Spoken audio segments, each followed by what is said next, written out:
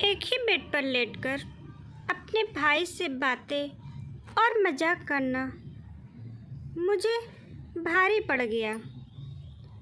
भाई बहन का अटूट रिश्ता होता है।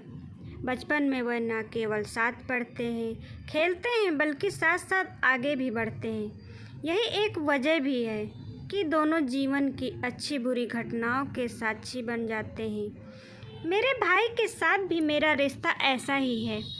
वह भले ही मुझसे 2 साल छोटा है, लेकिन इसके बाद भी हम दोनों बहुत अच्छे दोस्त हैं।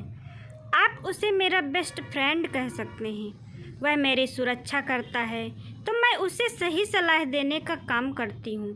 आप कह सकते हैं कि हमारे बीच मनमुटाव जैसी कोई भी चीज़ नहीं है। हम दोनों ही एक दूसरे के साथ हर बात शेयर करना पसंद करते हैं, लेकिन एक घटना के बाद हम दोनों का रिश्ता बुरी तरह से ख़राब होने लगा। कुछ लोगों की गलत सोच से हमारे बीच दूरियां पैदा करने शुरू कर दी। दरअसल एक दिन हम अपनी नानी के घर गए थे, जहां किसी खास मौके की वजह से परिवार के सभी रिश्तेदार इकट्ठा हुए थे। मेरे पति बिजनेस के सिलसिले से बाहर गए हुए थे। यह सभी रिश्तेदार के बीच उत्साह का मौका था।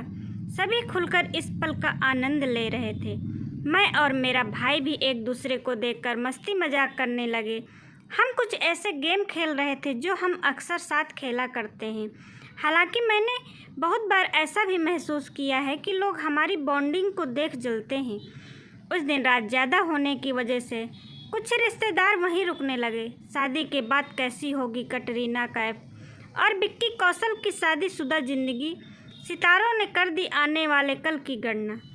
घर में 2 बेड थे और सोने वाले 6 लोग थे। ऐसे में हमने घर के बड़ों को ऊपर बिस्तर में सोने के लिए कहा और हम नीचे चटाई बिछाकर सोने लगे।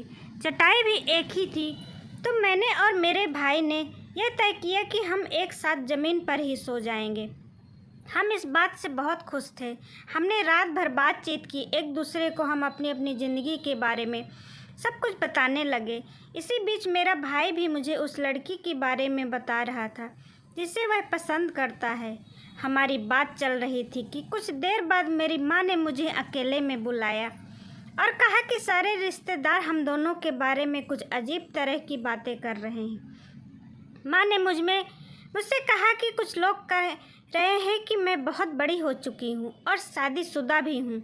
ऐसे में मैं अपने भाई के साथ एक ही बिस्तर पर कैसे सो सकती हूँ। ऐसी बातों ने मुझे बहुत ज़्यादा आश्चर्यचकित कर दिया। थोड़ी देर बाद मैंने देखा कि मेरी सास दूसरे कमरे में जाकर कुछ कह रही थी। वह मेरे पति से बात कर रही थी और उन्होंने मेरे पति को यह सारी बात बताई। वो कह रही थी कि कैसे अपने भाई के साथ इस तरह से एक बिस्तर शेयर कर सकती है, जबकि मैं शादीशुदा हूँ। इन बातों से मुझे अंदर तक हिलाकर रख दिया। मेरी कहानी मैं अपनी गर्लफ्रेंड से कैसे कहूँ कि अब मैं उससे प्यार नहीं करता। इन सभी बातों को सुनकर मेरा भाई भी बहुत ज़्यादा उदास था। उसे भी पिताजी ने बहुत सी बातें सुनाई थी। उसके बाद हम दोनों को अच्छा महसूस नहीं हुआ, यहाँ तक कि हम दोनों एक दूसरे से नज़रें भी नहीं मिला पा रहे थे। इस घटना ने हमारे रिश्ते को पूरी तरह ख़राब कर दिया। हम कई हफ्तों तक ना एक दूसरे से मिले और ना ही किसी तरह की बात की। हालांकि हम धीरे धीरे बात करना शुरू किया, लेकिन अब हमारे रिश्ते में उस तरह का बॉन्ड नहीं है। हम एक साथ उस तरह से नहीं रहते हैं जैसे पहले रहा करते थे। उस एक घटना ने हम दोनों की पूरी तरह से बदल दी। अब हम जानते हैं कि इस पूरी घटना ने आप दोनों को ही बुरी तरह प्रभावित किया है, लेकिन अगर आप दोनों एक दूसरे की बात नहीं करेंगे तो आपके दिमाग से यह बात कभी निकलने वाली नहीं है। एक बात का ध्यान रखें कि जिन लोगों के बीच बहुत प्यार होता है, वहाँ अक्सर लोग दूरियां पैदा करने का काम करते हैं। आप दोनों के साथ अभी भी ऐसा ही हुआ है।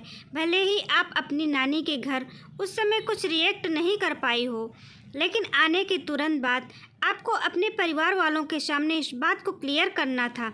उन्हें बताएं कि आप दोनों के बीच में कितना प्यार है, आप कैसे एक दूसरे को सपोर्ट करते हैं। यही नहीं, इस पूरी सिचुएशन के बारे में आप अपने पति से भी बात करें। ऐसा इसलिए क्योंकि उनका सच जानना बेहद ज़रूरी है, ताकि आप दोनों का रिश्ता कभी ख़राब ना हो।